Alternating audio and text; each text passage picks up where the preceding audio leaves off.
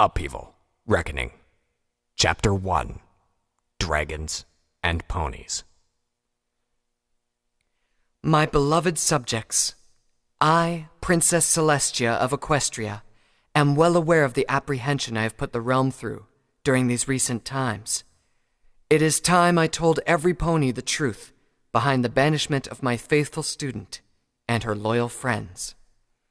Equestria is under attack, my little ponies. It has been under attack throughout the centuries. At the borders of our realm, my brother, Prince Tirado, continues to lead the Equestrian Legion in protecting our home. In my desperation to protect all of you from the horrors of this conflict, I have kept it a secret from every pony. My faithful student, Twilight Sparkle, wanted to share this secret with all of Equestria, for which I banished her. The only unspeakable crime committed was mine. I humbly ask for forgiveness from each and every one of you for this secrecy. I allowed myself to be blinded by my own prejudice towards those who I have been counting on. I have failed as your princess to adhere to the same honesty that I have asked all of you to live your lives in all this time. All I can offer is that I face my own punishment for this, and that, henceforth, there will be no secrets like this ever again. Now that the truth has been revealed, it is time to act upon it. The war continues to rage throughout Equestria's borders. My brother and the Equestrian Legion have been pushed to their limits, and they need our help. So dire is the situation in our borders that it has become necessary to call upon every pony in Equestria to do its share. Soon, you will meet your defenders for the first time. They will ask that each family have at least one member to join them. My heart goes out to those who must serve in this new duty. Know that if there was any other way to keep our home safe, I would not ask this of any of you.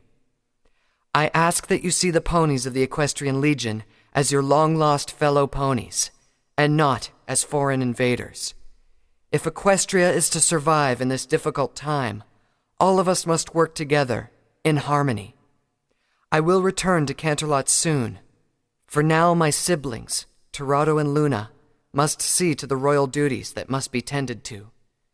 Please treat them with both respect and understanding. Within his quarters, Tirado found himself frowning at the end of the decree he was reading. Celestia's royal seal marked the document as genuine, and he knew that copies were likely already circulating the Heartland. Behind him, he could hear a sigh come from his younger sister, who was also reading a copy. I know that this is necessary, but it does seem quite sad. Don't you think so, big brother? Luna asked. What it seems is a little too sensitive, Tirado replied. It can stand to be a bit more authoritative. Big sister has never been one to impose authority on the Heartland's ponies. Is that why your capital is full of fops? Luna let out another sigh. Of all the cities in the Heartland, you had to visit Canterlot, she said. There are plenty of places that could have been more to your approval. You should have visited an Earth Pony settlement, since you have a fondness for them.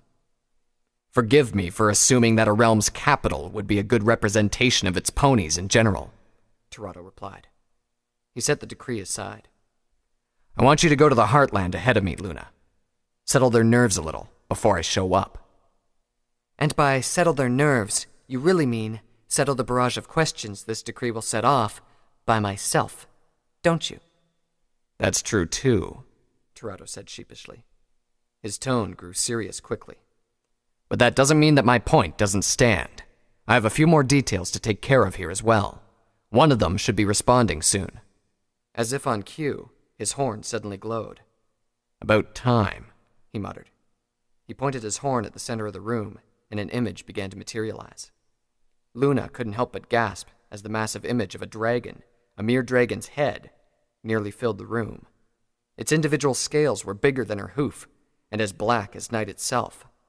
The four massive sweeping horns were what commanded Luna's attention. They curled around each other in an elaborate fashion until they resembled a crown. Despite the long time she spent away from this world, she had no problem identifying the sort of being with such an arrogant feature. Pride Dragon. The annoying frequency of your attempts at contact tells me that this is urgent, Prince Tirado. The dragon spoke. Luna could hear its rumbling voice echo in the cave it was likely in. What business do you have with me?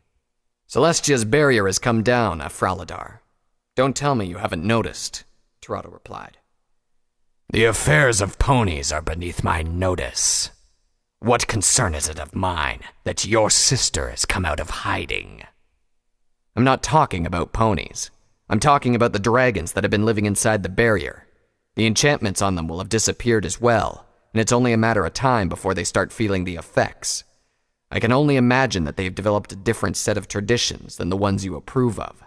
I can also imagine what they'll do once they start acting on their newly revived wilder instincts. Afraladar paused for a moment. An enormous claw appeared in the image to scratch the scales under its chin. Drakodar behaving like animals. You are right in bringing this matter to me after all. The Dracodim will see to this affair. The image disappeared afterwards, leaving the two by themselves. It was Luna who decided to speak first. I know that the Heartland's dragons will start regaining their more violent sides, Big Brother. But what did you just ask the Pride Dragon to do? Afraladar is a prominent member of the Dracodim, Tirado replied. They're a loose coalition of some of the oldest dragons around, and the closest we'll get to any form of organized government among them. I just asked them to keep the Heartland dragons in line with Celestia's enchantments likely fading. Can you trust them to just go into the Heartland without harming the ponies within? Luna asked. They might do that, but I doubt it. The Dracodim consider ponies low-class fare. Unless one of them somehow starves while they're there, the Heartland should be safe. A few eaten ponies is a better alternative to a bunch of dragons rampaging about. Just what exactly are they going to do there? Dracodim means high dragons in their tongue. They're not interested in ruling, but they do follow a strict ideal of what it means to be a dragon, and that is to carry oneself with a degree of dignity and principle. I can imagine that there are a lot of pride dragons in this coalition, Luna added. I've never heard of this group before. Most of them are. They're also relatively new. They started around 800 years ago. I don't care much for their ideals, but it has been convenient in keeping problems with dragon attacks at bay. They'll make sure that the Heartland dragons don't give them a bad reputation. Tirado frowned as he went on. I fear that the most likely scenario is that they will cull most of the Heartland dragons.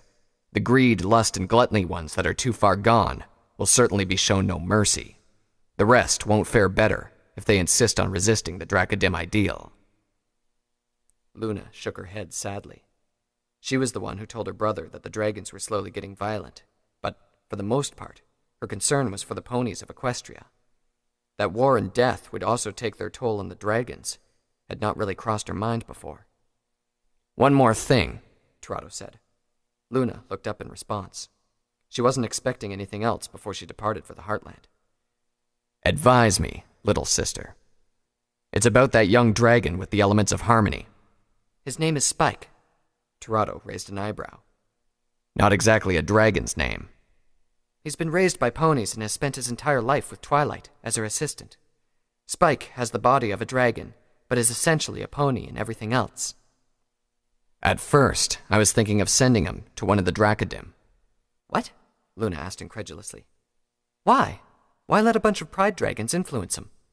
Because he's looking a little stunted. He's not the first hatchling I've seen living with ponies. Spending a few months in the Western Barrier Land with the right dragon should give him a bit of growth and the proper skills to use his natural weapons. The Legion knows little in training dragons. Are you doing this simply because you want a better soldier? Luna asked suspiciously. His friends are getting stronger, and the front lines aren't exactly a place for an inexperienced hatchling. I need the elements of harmony nearby, but they don't include him, do they? He is still a very important friend to them. Then they should be glad that he's being transferred to a safer place, even if it's just temporary. It's true that the Legion stands to benefit from a stronger Spike, but that doesn't mean I haven't considered how this would help him. I know that you mean well, Big Brother, but from what you've told me, I don't think the Dracodim would be a good influence on him. That's why I said at first, Tirado said with a sigh. Another problem with that idea is that if the Dracodim find out that he's been working as Twilight Sparkle's assistant, they will kill him and then demand for her head on a platter. It was Luna's turn to raise an eyebrow. Then where are you planning on sending him? I know of a safer, more reliable companion for him for the next 6 months or so, Toronto said with an assuring smile. A servant of mine who won't kill him for being undignified.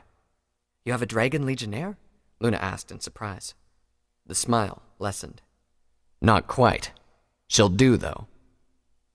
I think that you should talk to Spike about this, Big Brother. Given his need to make up for his part in Black Rose's plans, he just might agree, but you shouldn't use that to manipulate him to going along with your plans. Toronto didn't reply. Instead, his horn flashed gray, and the image of his chamberlain materialized. Rough Cut, I want you to send for Spike the Dragon. Have him meet me here in my quarters. Toronto's eyes narrowed as he went on. He is not to be accompanied by any of his friends, especially Twilight Sparkle. Yes, Your Highness. Did you really have to put that emphasis on Twilight? Luna asked as soon as Rough Cut's image disappeared.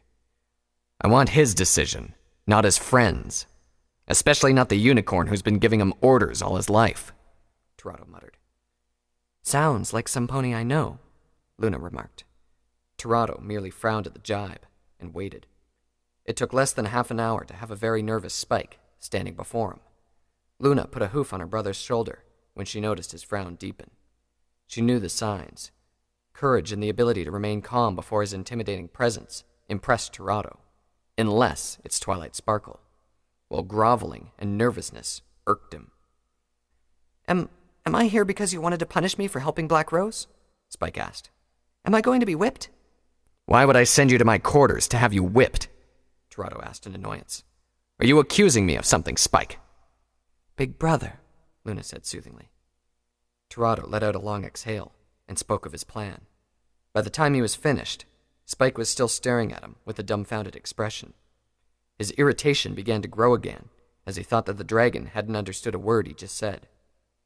Well? He asked impatiently. Spike eventually found his voice and the courage to use it. This legionnaire you mentioned, what's she like? Is she a dragon? Her name is Seascale. She gets a little broody at times, but I think you can work with her. She's a Kirin, but she'll know enough to help you. Kirin? Confusion spread across Spike's face. What's that? The unfortunate result of a meeting between a unicorn and a lust dragon. Enough about that. You can take your time in getting to know Seascale once you meet her. So what's your decision, Spike? I want to go. Both Toronto and Luna's eyes widened at the quick response. Are you sure you don't want to think it through at least? Toronto asked. I'm not going to punish you for taking your time on this. Please don't think you're being ordered to do this, Spike, Luna added. You were called here because it's a choice you can make. I've made my decision, Spike said firmly, and I'm not making it rashly either. I've been thinking about my part in all this fighting these past 3 days. I can't just stand around worrying while my friends are working and fighting so hard. I promised myself that if there was anything I could do to be of better use, I'd take it. Luna couldn't help but smile. That is very noble of you, Spike, she said. It's decided then, Toronto said. Settle your affairs here, and I'll have you transported to the Western Barrier Lands. Spike saluted with a smile. Yes, sir, he said. Spike left the room with that. Luna noted the lack of hurry in the dragon's steps anyway. As sure as Spike was, breaking the news to his pony friends wasn't something to look forward to. You should be going too, Luna, Toronto said. Put in a good word for me, will you? I will, Big Brother. I'll see you in the Heartland. Oh, and one more thing. Yes? Try to have a talk with Big Sister before going. Toronto could only snort, while his sister weaved her magic and disappeared. 6 months? Twilight said aghast. Why? Why do you need to be sent away? You're already plenty of help as it is. It was nighttime when Spike finally brought the topic up. Every pony had arrived to their shared quarters, having finished today's duties. He had his reasons for delaying so much. For one thing, he was afraid of this sort of reaction from Twilight. For another, he knew that he'd be disturbing them in their duties if he brought it up during the day. It's been 3 days since the Wolven were driven from Bastion City. Soon, they were going to be sent out to the front to help take back Fangbreaker Fortress. News had already trickled back to the city that some of the Wolven were stubbornly holding on to it and were proving difficult to root out. I'm not being sent away, Twilight, Spike said soothingly. His Highness gave me a chance, and I'm taking it. I know it sounds like a long time, but I'll be back in the spring. We're going to miss you, Spike, Fluttershy said with a sad smile. Don't say that, Twilight said with a glare at the yellow Pegasus. She looked towards the rest of her friends. Help me talk him out of it. I don't know, Sugar Cube, Applejack replied. He sounds like he's made up his mind. You can't argue with any pony who sounds like that. Or any dragon. Rainbow Dash, who had started staying in their shared quarters again, simply nodded in agreement. Let's have a sending off party, Pinkie said happily. It'll be fun. We can mix it in with our victory celebration. I'll bring the booze, Scarlet Rabbit offered. He was gone before any pony could even react to that. Take care of yourself, Spike, Vanguard said solemnly. Maybe the next time we meet, we'll be fighting side by side. Rarity walked over and embraced the baby dragon, who looked ready to faint. Working with Hammerchain won't be the same without you, Spikey Wikey. You'll bring back a souvenir or two, won't you?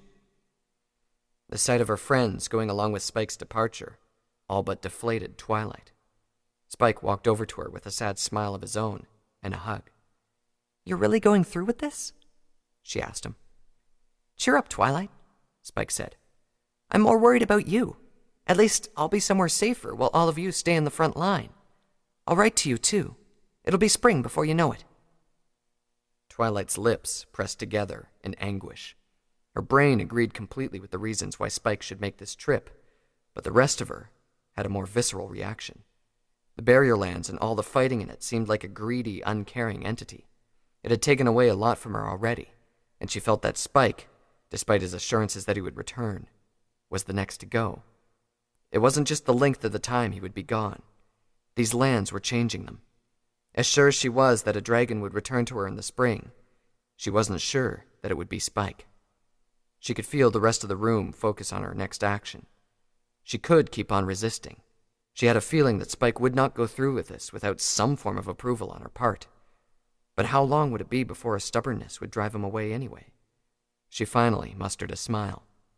It felt more like a grimace from the effort she had to put in, but she hoped that Spike saw a smile. Just stay safe, Spike, she said. Her expression grew serious. Tell the Seath Scale that if I see so much as a scratch on you when you return, she'll have to deal with me. Spike chuckled in response. I will, he said. And you take care of yourself, Twilight. He turned around and looked at Pinkie. How about that party? Still grinning from ear to ear, Pinkie was already going for the door. On it, she sang out. For the remainder of the night, Twilight and her friends celebrated. It didn't matter that it was late at night, or that she was just one cook in the logistics kitchen division. Pinkie promised a party for them when the Wolven siege was broken, and she promised Spike a party before he left in the morning. True to her word, there was indeed a party ready in the span of less than an hour. This much of a spread in such a short time, and in such an impromptu start, Vanguard said breathlessly. I'm impressed. Pinkie had managed to scrounge up a turntable from somewhere. The others could only hope it wasn't stolen, even accidentally. The upbeat and fast music encouraged dancing, and most of the ponies in the party were already doing so. Vanguard and Twilight, however, stood by the sidelines. Don't be impressed yet, Twilight said as she walked over to stand next to Vanguard. She held 2 plates with cake on them with her telekinesis and offered one to him. You should see her with her party cannon. This was a snail's pace compared to that. Vanguard took the plate with a nod of appreciation. Even as he talked with Twilight, he kept an eye out for Scarlet, who was already helping himself to the bottles of booze he had brought. At the other side of the room, he also noticed Applejack chatting up Rainbow Dash. When he turned his attention back to Twilight, he noticed her giving him a look of what he guessed was concern. The concern turned into awkwardness when she looked away. So, that's some interesting music that Pinkie found, Twilight said. Is it the sort of music that's popular in the Barrier Lands? That's Run-Through's music, Vanguard replied. It looks like some pony in Bastion City still keeps up with music from the southerly cities. From what I heard around the fortress before, he's a little too traditional for some of the younger legionnaires, but his music is still quite danceable. Do you like that sort of music? Twilight asked. Not really. Although if you played some of my favorites here, passing ponies will think that there's a funeral going on. I see. Twilight's voice trailed off, and she filled the silence by taking a large bite of the cake. Vanguard watched Twilight quietly while he chewed on a more modest bite of his slice. Still sad? He asked after swallowing. I can't help it, Twilight replied. So many things can go wrong with this, and that's not even considering that I will miss him. There's plenty of time to be sad and miss Spike in the next 6 months, Vanguard said. He turned his gaze on the middle of the room, where Fluttershy, Spike, and Pinkie Pie were dancing. But you won't get to be happy for him until he comes back. Twilight was quiet for a moment. That's true, she finally said. Before she could say anything else, Applejack suddenly trotted over to them. Don't stand there like a stick in the mud, Vanguard. Come and dance with us, Applejack said with a grin. She grabbed hold of Vanguard's unbarred forelegs and pulled him to the center of the room. I don't know any of your chosen dances, Vanguard explained awkwardly.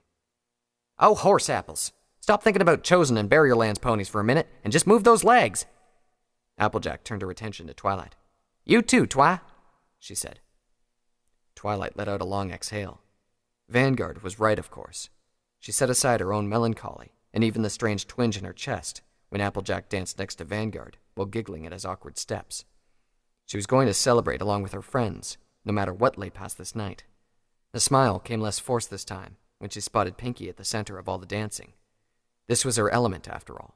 Joy in the face of the crushing uncertainties of the Barrierlands. Joy spurred by will, not emotion. For tonight, Twilight was going to wield that joy against the fangs of Fenrir and the machinations of Black Rose. Tomorrow, the rest of the battle will go on.